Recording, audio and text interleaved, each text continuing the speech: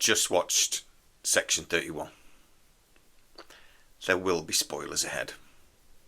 Welcome to the Tachyon Pulse podcast, part of the scitrek family. Our tachyon pulse has been unable to completely penetrate the anomaly.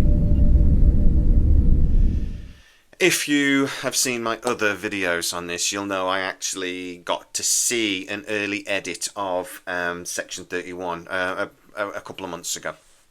And I told you guys it wasn't very good. But I was hopeful. I was hopeful that the final edit, with all the special effects and things added, because the version I'd seen didn't really have much of that, would be better. It wasn't. It was actually worse. I told you that Michelle Yeoh's performance in this was subpar. It actually seemed worse in the final edit. I don't quite know how that was, but to be fair to her, it wasn't just her portrayal of her character that was bad.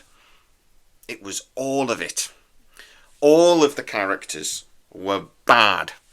And I cannot tell you how much I hate this. I'm going to reiterate, though, there will be spoilers ahead, because I took notes during that absolute... I won't swear, but... Right. First things first. There's this whole bit where Giorgio's out of phase, and the weapon is out of phase. How come, when you're out of phase, you can go through walls and go through other people, but the floor stays solid? That didn't make any sense to me, but I ignored that. There's a whole bit, and I did tell you this before, that there was no... It wasn't really... I couldn't understand why Section 31 were involved in this mission, for one. And two, I couldn't understand why they dragged Giorgio in.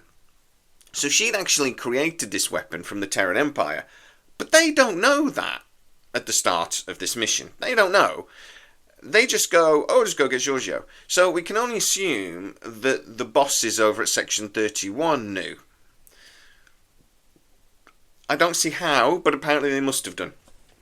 But anyway, there's a bit at the start, though, that I hadn't seen in the original cut, and the bit I'd seen. There's a map, and it basically says, Section 31 can't cross this border, or the Federation can't cross this border. But on the other side of the border are the Badlands, which we know the Federation have been to, but hey, maybe there was a treaty since, TNG, when we went into the Badlands, and Voyager went into the Badlands at the start of the first episode. But maybe there's a treaty since. But the map clearly shows several star bases with Star Trek logos on. I don't understand that. That cannot be a mistake. It's too stupid. I'll go through my notes that I wrote, though, okay? So, insanely badly written. Dialogue is awkward at best. Some of the dialogue in this film is painful. It is so awkward, particularly the bit at the start where they're trying to explain who Giorgio is awkward. And then they're introducing all the characters. And, I mean, it may have been... have you ever had a new job where you've had to stand up and go, hello, my name is Jamie, and I am an Aquarius, and I really like Man United, and, you have to introduce yourself. It was like that. And we all know how much fun those type of things are when you're on your induction period for a new job. Just awful. I actually think for this, they should have pushed the runtime to 2 hours, because the pacing, again, is awkward is the only word I can use, but the pacing is so bad that it almost feels like a joke. It almost feels like somebody's gone, we'll put this film out and we won't put any effort in it and we'll see if anyone notices. Should have been released on April 1st. They actually think, and this is one of my really makes me angry with Secret Hideout, that if they just throw enough Easter eggs in, we won't mind, and we'll go, oh, Rachel Garrett, she was the captain from yesterday's Enterprise. She's the captain of the Enterprise C. Oh, but okay, fine. But they threw in the eugenics conflict, so Khan, kind of, with the leader of Section 31. Oh, by the way, Section 31's recruitment policy is idiotic because they seem to like idiots. All of them morons, except Garrett, really, who's only thrown in by the Federation. But they threw a character from Sharon on, you know, the black and white character? They're supposed to be extinct. In the end of that episode, the two that were chasing, they'd been chasing each other for 50,000 years or something, they go back to their homeworld of Sharon, and they've wiped each other out through civil war. There's no one left, and those two men being down. So I don't know how they did, respawn that whole population. I don't know, but they just throw that in. This is what I mean with Secret Hideout. They throw in something like that because they go, oh, that's an iconic character. Everybody knows that character, and oh, let's just hope that nobody's actually watched the episode that it's in. It's stupid.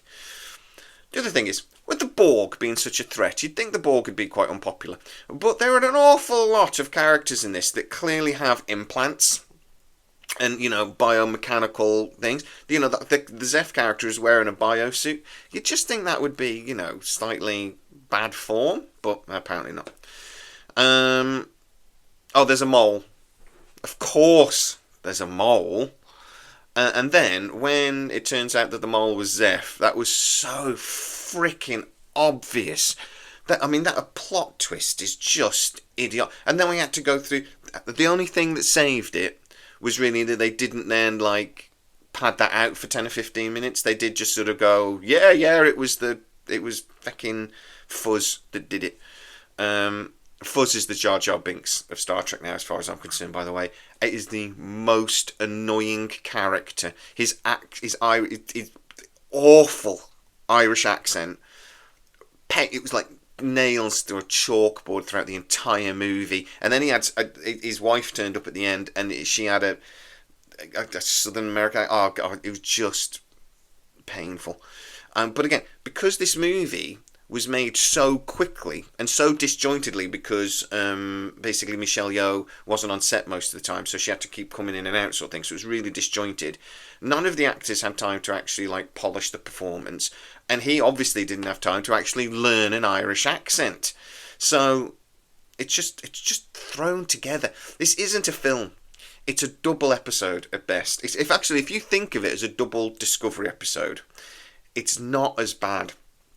Like the whole sequence in the tubes at the end, the special effects sequence, very ambitious, bad, not done well.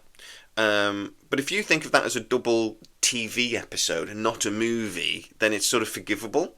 But for a movie, oh man, I tell you what, Insurrection was always my least favourite Star Trek movie. Always, it always won. More than Star Trek 5, more than Going to Find God, Insurrection for me was the weakest of the Star Trek films. This is now. This wins hands down. And I'm ignoring the J.J. Abrams movies obviously because they're not Star Trek. But this is the worst. They had a terrible line at the end. Rachel Barrett says, "Chaos is my friend with benefits," which I just don't. And then at the end they had a toy bomb. Because by this point, why not? May as well, really. I mean, it's just throw it in. One last bit that made me annoyed. At the end, it says, based on the characters by Gene Roddenberry. No, it isn't. This isn't a Star Trek film. It's got some Star Trek imagery. Occasionally. Not much. Giorgio doesn't really play the character that we know. So Michelle Yeoh isn't really Empress Giorgio. We had a bit. I tell you what, actually, there are a few bits actually that were cut out of this that I think would have actually made it even worse. The bit I saw had Michelle Yeoh sort of on stage. She was singing, and you don't really see much, but she was sort of performing. They cut that out, and there was a few bits from the opening sequence. It was the Young Empress, which they didn't really cut anything out that made a difference, but it was condensed, sort of thing. So they cut that out. I'm trying to think if there's any other bits. There's other bits of dialogue and stuff that I had that didn't make it, but nothing that jumps to memory that would have made any difference to the movie at all. It's good at least that they met expectations. I would actually say they exceeded expectations because I expected this to be crap, and it was actually beyond that, it's I struggle to forgive Alex Kurtzman for some of the stuff that Star Trek have done during New Trek. I really struggle to forgive Discovery Season 1. I hate that series. I hate it. I don't like Discovery as a whole, but Season 1 of Discovery in particular was... Yeah. And there have been episodes of Strange New Worlds and things, and bits of Strange New Worlds and stuff that I find difficult to forgive. This is really, really hard to forgive. This is actually painful. And Michelle Yeoh is an actress I adore. Empress Giorgio as a character I adored. This really, really... It just makes me really angry. But get into the comments and tell me how much you hated this movie. We've got to watch it because it's still Star Trek, right? We've still got to watch it. But, oh God, it's bad. But get into the comments and tell us exactly what you think. Did you enjoy it? Because there are some action. It's very colourful. It's very, it's fast paced. So you may have enjoyed it. Please get into the comments and tell me if you did, and explain to me why. Because I don't get it. If you are new to the channel, like, subscribe, hit the bell notification. You know what to do. And you can go to patreon.com/scitrek, where most of our new videos do premiere first. Go check it out. As always, please stay safe. Remember when Star Trek was good. And I'll see you next time.